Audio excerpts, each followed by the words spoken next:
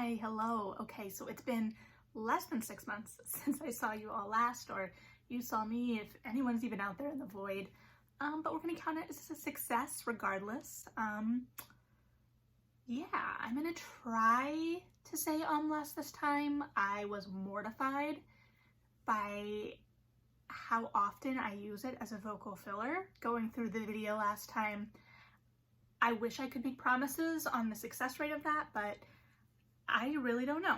So we will find out. So what I thought would be fun today is not necessarily talking about any hauls or anything in particular in the reading world, but just to talk about a title or two a week that I'm really excited about that I've read recently, whether it's in the last week or maybe I've read a couple things that I really enjoyed. I don't know. I can make the rules up as I go. So today I thought I would talk to you about a book that came out this Tuesday. It is Catherine House by Elisabeth Thomas. There's a lot I guess I want to talk about with this book, but trying to figure out how to talk about it without giving any spoilers. So when I'm doing these, I'm not going to disclose the rating of the book because I think that that will detract from what I'm trying to accomplish here and how I'm trying to discuss books in this instance. So I will have that rating other places, Instagram, Goodreads, the usual, my book blog. I'll link all of those below. But I kind of want to just dig in deeper. So Catherine House, we follow our protagonist, Ines. We meet her in a bathtub in the midst of this party during a welcome party for this elite school. So the school is called Catherine House. It is post high school, so it's not really a college, but it's not high school. So it's like this elite, really exclusive, intellectually rigorous 3-year program that is totally isolated from the outside world. So they give up all communication, really. I believe they talk about how they can earn communication later in their studies with those close to them through points. So they're really cut off from everything. And we meet Ines at the beginning of this party. No, sorry, not the beginning. At the beginning of this program, but it's mid-party. And she is in the bathtub and she's just had a hookup. We don't know with who. We may find out later. And while she's in the bathroom, a girl comes in. And her name is Baby, and it ends up being Ines's roommate. And Baby has snuck in a snail that she found at home before coming to Catherine House. And there's not supposed to be any pets at Catherine House, and they're not supposed to bring anything from their previous lives. So this can kind of count as a double whammy. So Baby is a really strict rule follower, and she's really stressed out about this snail. I believe it's a snail. It's like, yeah. And so we kind of get to see them playing off of each other right away because Ines is just kind of really free with things and doesn't really care. She's one of those cool girls that doesn't care, and that's mentioned later in the book too, almost as a critique of her by her peers. And I think it's interesting because the kind of people that can critique that, right? Like, you know, those cool girls that don't have to try hard and just kind of like get by, but they don't really care. And this explores what might be going on underneath the surface of that. So Ines is obviously very smart. She got into this school, but there's something that's lingering in her very recent past that she's brought mentally with her, and she needs to stay at Catherine House, both for the intellectual pursuit, but not really for that. So at the beginning of the book, she's not going to classes, even though they've just started. It's supposed to be this really elite program.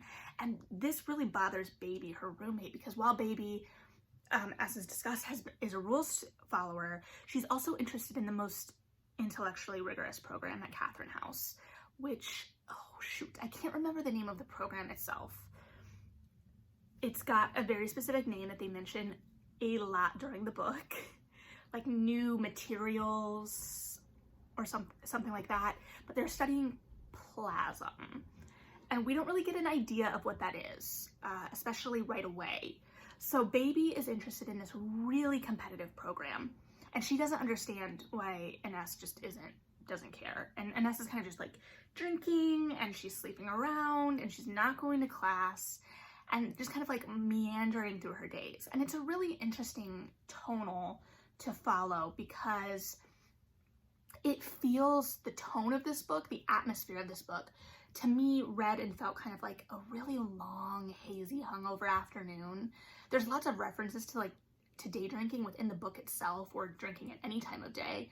But I found that really interesting just because outside of that, the prose really made me feel kind of unmoored, and everything just kind of felt like I was viewing it through a haze. And I thought it was really interesting in how we consider Catherine House, both as like an entity in this novel, but as a stand in liminal space for this time in our lives right after graduation. There was a character like midway through, somewhere in the middle of the book, talking about just not wanting to leave Catherine House, right? Not wanting to leave this really special time in their lives where they kind of got to be intellectually curious and explore thoughts, but also this idea of they couldn't picture themselves after. And it was set up in the book that these kids are set up for life, right? Like once you've gone to Catherine House, you are connected with like this elite alumni network. So it's interesting, this character was talking about how he just couldn't see himself as an adult. He couldn't see himself functioning in the real world outside of Catherine House.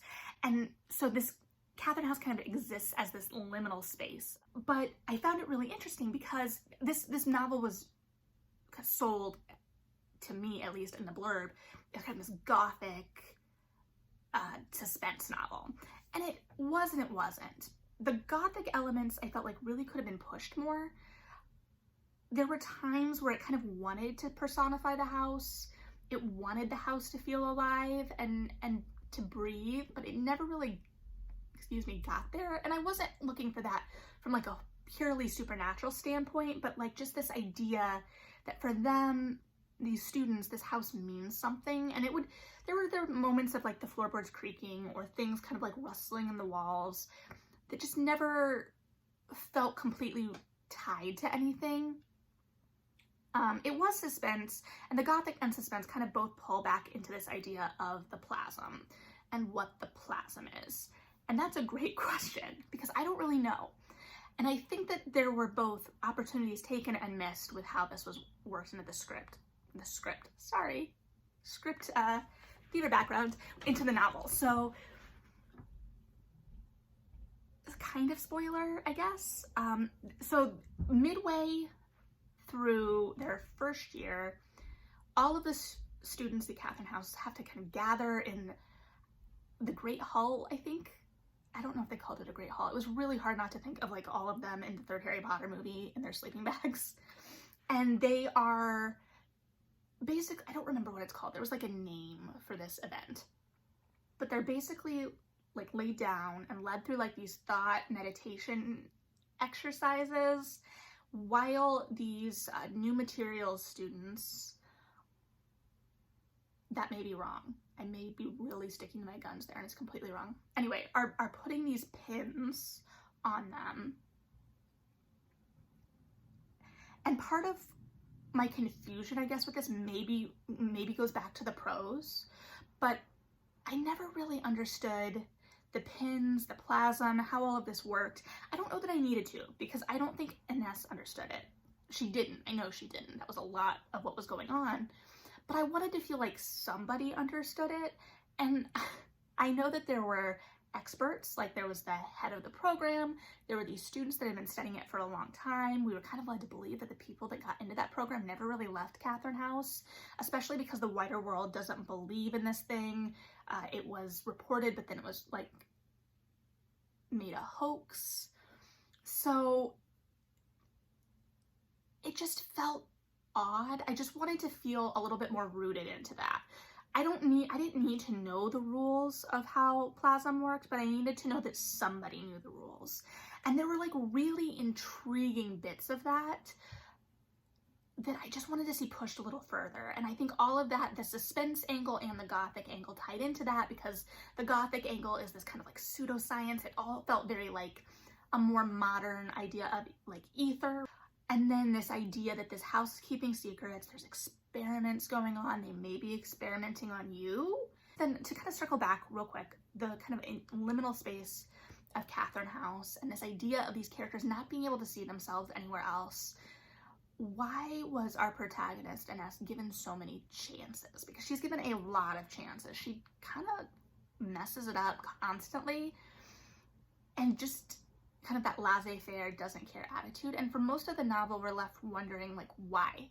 Because it doesn't feel like that those chances are rooted in anything. So they talk about how she's meant to be at Catherine House, but why?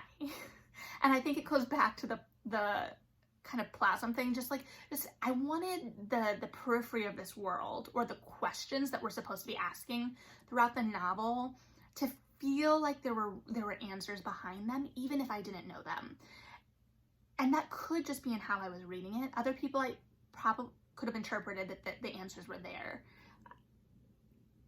Yeah, so completely subjective.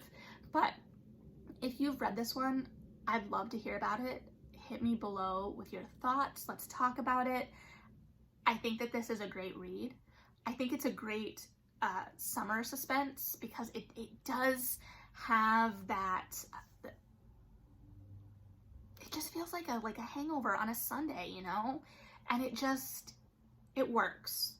So if you like your Ruth Ware, the two novels that I thought of the most while reading this book was Roses and Rot with an Ampersand by Kat Howard and Bunny by Mona Awad.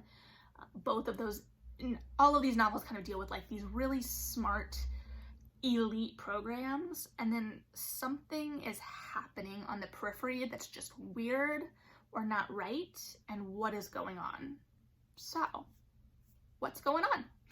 All right, hopefully I'll see you again before another 6 months has passed. But thanks for letting me babble about Catherine House with you, and hopefully next week I'll be back and we can chat about another book. All right.